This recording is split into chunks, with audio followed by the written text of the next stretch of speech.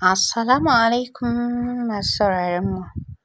Barkanmu da sake kasancewa da ku a cikin cigaban labarinmu.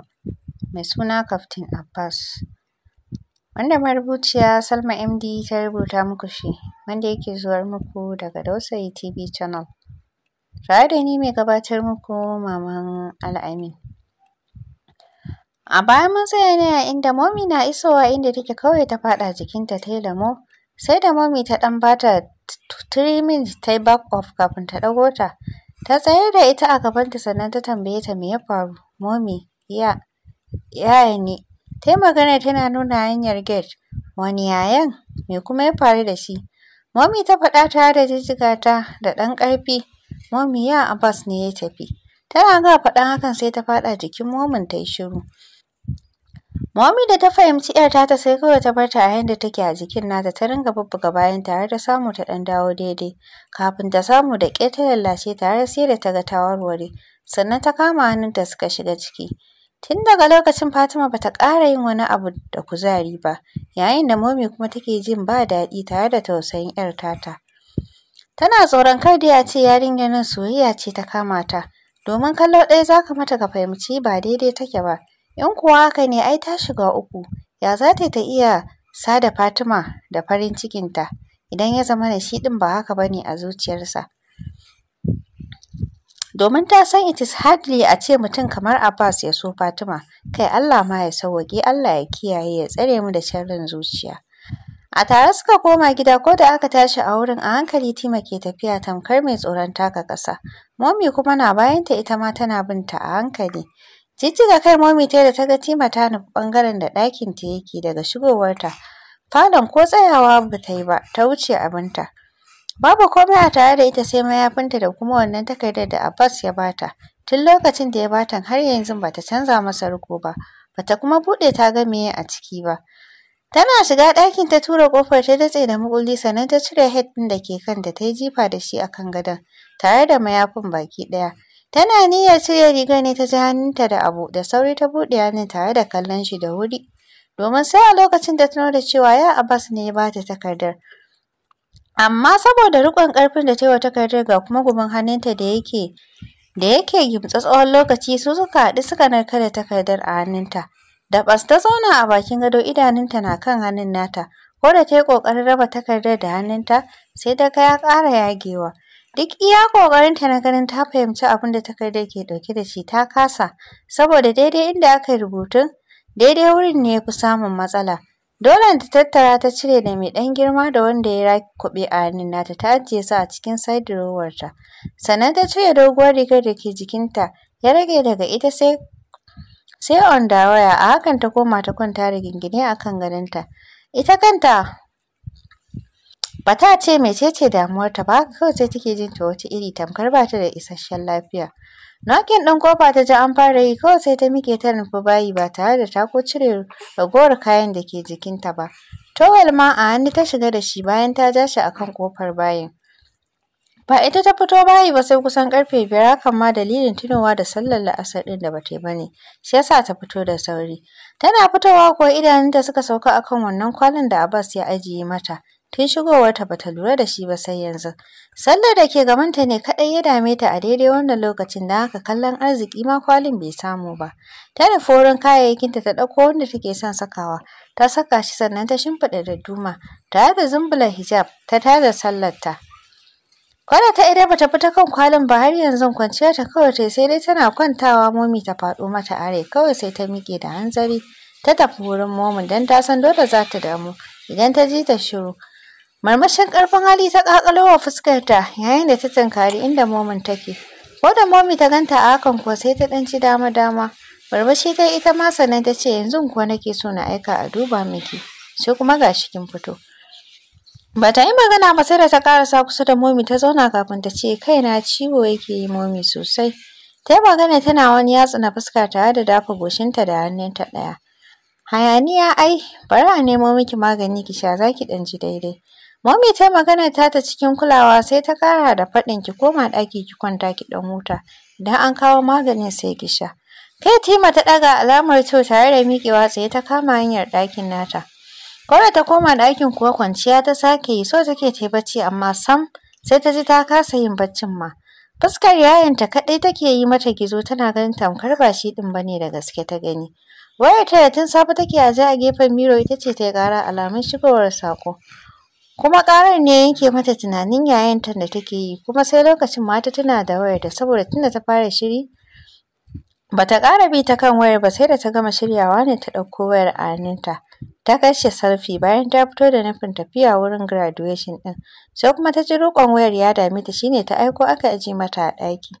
To shi ya sa ba ta ƙara bi ta kai ba sai kuma yanzu da ta ji wayar ta yi ƙara. A hankali ta tashi ta je ga wayar ba wai don ƙarar saƙon da ta ji ba a'a kawai ji ta yi tana buƙatar ganin cikin wayar tata da ta ɗau tsawon awanni ba tare da sun gana ba. Dawowa ta kwanta rigingine kanta na kan filo yayin da ƙafafunta ke aje a kan katifa ta wani haɗe su guri ɗaya. Ko da ta buɗe wayar saƙon Mahmud ta fara cin karo da shi a fuskar wayar. Ga dukkan alamu shi ne saƙon da ya shigo ƙarshe don mintuna ƙalilan da suka gabata. Buɗe saƙon ta yi domin ganin me aka rubuta mata. Wai na yi laifi ne ban sani ba, haka ta ga an rubuta. Sai ta yi reply da haba laifin me za ka yi kuma yaya. Daga nan ta bar wurin message ɗin ta koma ta ga tarin missed call ɗin da ta tara duk daga yayanta Mahmud. Da ta buɗe ta shiga WhatsApp a nan ma ta kuma cin karo da saƙonni da dama na groups da kuma na wasu contact ɗinta, ciki kuwa har da na Mahmud inda yake mata good wishes na gama makarantarta. Cikin sa'a kuwa sai ta ga yana online hakan ya sa ta rubuta yaya ta yi sending. Na'am little sister, yau me na yi ne haka? Ta san wannan tambayar duk ba zai wuce a kan tarin missed call ɗin da ta gani ya yi mata ba ne. Hakan ya sa ta ba shi haƙuri tare da yi masa bayanin rashin fita da wayar da ba ta yi ba ne. Shi ya sa. Ta ce sai yanzu ne dawowarta ta ga missed call ɗin kuma ciwon kai ya sa ta a gaba. Ayya sorry little sister za ki ji sauƙi kin ji? Ina dai kin sha magani a'a mommy ta aika a siyo min yanzu. Ya ce wish you quick recovery, okay? Ita kuma ta rubuta masa thanks sannan ta ƙara rubuta yaya shi kuma ya ce na'am ƙanwa ya Abbas ya zo yau. Haba, ai bai gaya min zai zo ba amma gaskiya ya kyauta sosai ki gaishe min da shi before mu yi waya. Ai ya riga ya koma ma okay ba matsala kin san yanayin aikinsa ai sai a hankali. Bata ƙara yin wata magana ba bacci ya ɗauke ta da wayar a kan cikinta. Ko da mommy ta zo kawo mata maganin ma tun a ƙofar da ta hango ta tana bacci sai ta juya kawai ba tare da ta shigo ba. Shi ma Mahmud ɗin da ya ga bata ƙara magana ba sai ya ƙyale ta a zaton shi ko ciwon kan ne ya matsa mata. Shi ya sa ya bar ta ya ce ta huta. Washegari bayan ta idar da sallar asuba ta yi addu'o'inta kamar yadda ta saba yi kullum sai da ta karanto addu'ar safiya da maraice. Ta shafa sannan sai ta sa hannu ta jawo wannan kwalin da nufin ganin abin da ke ciki. Ledar da ke jikin ta yage sannan ta sa hannu ta buɗe cikin kwalin. Hannu ta sa ta ciro jakar da ke sama a ciki ta ajiye ta ƙara ciro wani ta gani. Dogayen riguna ne a ciki masu kyawun gaske irin 'yan Italy ɗin nan kusan kala huɗu wanda idan ka saka a jikinka a ko'ina kowa ya san sun sha kuɗi ba ƙarya. Sai takalma su ma masu tsada guda biyu abin da kaɗai ke cikin kwalin kenan. Ita kanta sun mata kyau sosai yayin da ɗaya daga cikinsu ya fi ɗaukar hankalinta mai kalar kofi.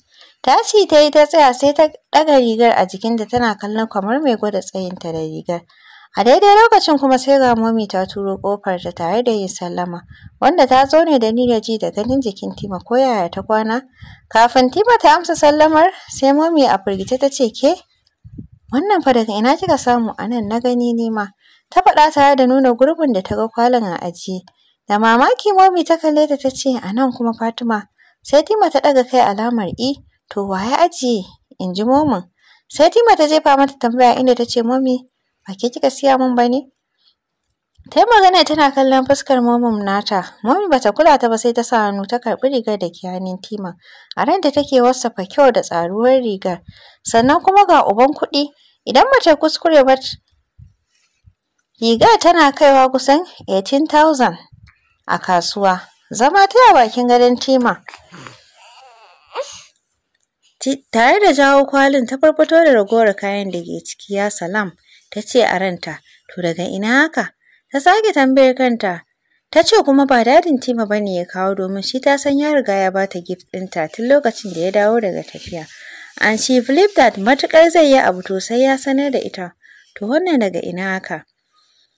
Zuwa Tima ta zauna a kusa da Momi saboda yanayin da ta ga Momin ta shiga ita ma kuma. Sai a lokacin tunanin wanda ya kawo kayan ya shige ta musamman da daga duk hankalin mahaifiyarta ya tashi. Da ganin kayan sai ta dafa ta ce Momi wani abu ne? A'a ina tunanin ta inda kayan nan suka fito ne. Daga nan Momin ta sake yin shiru tana kallon Tima ba don ta riga ta san halin 'yar tata ba. Da sai ta ce ta san daga inda kayan suke tunda har a cikin ɗakinta aka gani. Amma kuma a halayyar Tima babu ƙarya sai dai uban rashin ji da taurin kai sannan ba ta ɓoye gaskiyarta ko kaɗan ita. Abbas shi ne ya faɗo ran Momi a take wanda hakan ya sanya ta sauke sassanyar ajiyar zuciya tare da hamdala a cikin zuciyarta. Domin da farko har kanta ya fara tashi hankalinta ya ɗan soma tashi na rashin sanin asalin takamaiman inda kayan suka fito.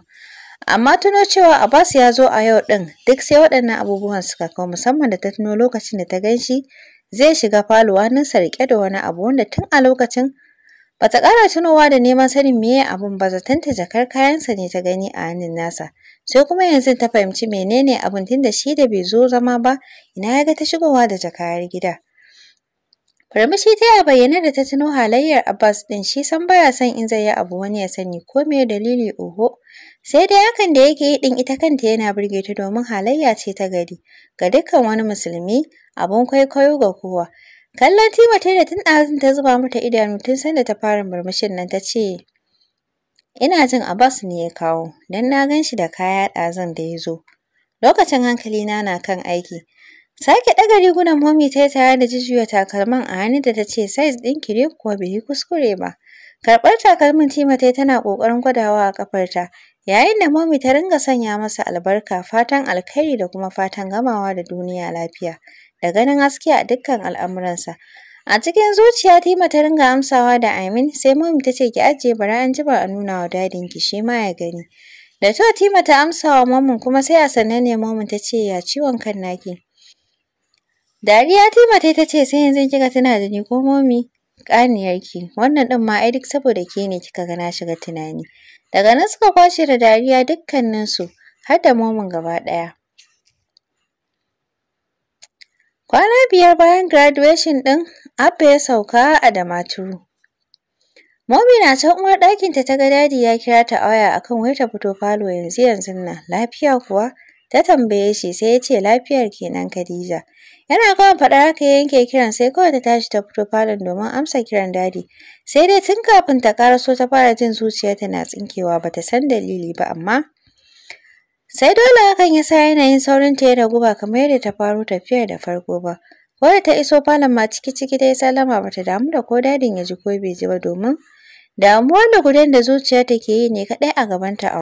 Ba ta ankara da ko mutane nawa ba ne zaune a ɗakin ba sai da ta iso sannan ta ɗaga kai a ƙoƙarinta na neman inda ya dace ta zauna sai kawai idanunta suka hango mata ya Yusuf zaune a gefen dadi. Yatsa ta ɗage tare da faɗin sunan shi cikin tsananin mamaki ya Yusuf kai ne ko idanuna ne? Murmushi ya mata sannan ya ce ni ne nan ba idanunki ba ne Khadija ƙaraso ki zauna. Ya ƙarasa magana tare da nuna mata wajen zama. Bata ƙaraso inda yake ɗin ba sai ta zube jagwab a inda take tsayen tana mai kallon shi yayin da idanunta suka daɗe da fara zub da ruwan hawaye. Ashe zan sake ganin ɗan uwana a duniya? Ashe da rabon in sake ganin ka ya Yusuf? Me yasa ka manta da ni? Ka manta da ko ni wace ce a gare ka? Ka manta da daidai nan dadi ya dakatar da ita da faɗin Khadija. Da ƙarfi ya yi maganar wanda ya sa dan dolenta ta yi shiru. Sai dai hawayenta da suka kasa tsayuwa. Tima ce ta taho da niyyar zuwa gurin mominta. Sai ta tarar da su a falon dukkaninsu shiru sai mominta da ke zaune a ƙasa kamar mai neman gafara. Tana kuma share hawaye. Tima ce ta taho da niyyar zuwa gurin mominta. Sai ta tarar da su a falo dukkaninsu shiru. Sai mominta da ke zaune a ƙasa kamar mai neman gafara. Tana kuma share hawaye. A sukwane ta iso gurin momin ta zauna ita ma kusa da ita ta fara taya ta goge hawayen. Bata yi magana ba amma ga dukkan alamu kukan take shirin yi ita ma. Dadi da ya ga haka sai ya kira ta akan ta zo wurin shi sai kawai ta kalle shi ba tare da ta yi niyyar tashi daga jikin momin ba ta ce dadi me ya samu momi? Rashin sanin abin da zai ce da ita ya sa shi yin shiru to me zai mata ya saka mahaifiyarta kuka? Juyawa ya kalli ya Yusuf instead of ya bata amsar tambayar da ta yi masa Cikin sa'a kuma daidai nan Momi ta dakatar da kukanta ta kamo Tima ta rungume ta a jikinta tana ɗan bubbuga bayanta. Dadi da Yaya Yusuf ne suka haɗa baki wajen ba wa Momi haƙuri sai ta ce ba komai ai ya wuce tunda ta gan shi yanzu. Ta ce abin da ya sa ma har ya ga tana kukan ba komai ba ne face tunawa da ta yi da mahaifansu. Ta tuna irin gwagwarmayar da mahaifinsu ya sha a rayuwa, ƙarshe kuma Allah ya karɓi abinsa. Daga baya kuma mahaifiyarsu wacce ta yi iya ƙoƙarinta wajen ganin ta kula da rayuwarsu yanda ya kamata bayan ba ran mahaifinsu, amma ita ma Allah ya karɓi ranta tun ba a je ko'ina ba. Ta ce iyayenmu sun bar mu biyu da tabbacin za mu haɗe kanmu mu kula da rayuwarmu amma hakan sai ya kasa faruwa muka kasa yi wa kanmu wannan gatan. Na san da mahaifinmu na raye sai sun yi Allah wadai da faruwar wannan al'amarin. Daga nan ta ɗaga kanta ta kalle shi ta ci gaba da faɗin ya Yusuf ban san me ya sa ka ƙi ni ba, ka gwammace rayuwarka ta kasance babu ni a ciki duk da kasancewata matsayin 'yar uwa a gare ka wacce duk iya rayuwata kai kaɗai ne wanda zan iya tutiya da shi a matsayin ɗan uwana. Allah ne kawai ya dube ni ya ba ni miji na gari ba don haka ba da ban san ya rayuwata za ta kasance ba. Amma alhamdulillah ko yanzu na gode wa Allah na tunda ban nemi komai na rasa na jin daɗin rayuwa ba. Tana gama faɗin haka ta yi ƙasa da kanta sai Yaya Yusuf ne ya buɗe baki da ƙyar ya fara ba ta haƙuri ya ce shi kanshi bai san me ya sa duk wannan abubuwan suka faru ba. Amma in sha Allahu ya yi mata alƙawarin matuƙar yana numfashi kuma yana da lafiya ba zai ƙara maimaita irin hakan a gare ta ba. To masu sauraro a nan za mu dakata. Ku ci gaba da kasancewa tare da ni Maman Al'amin.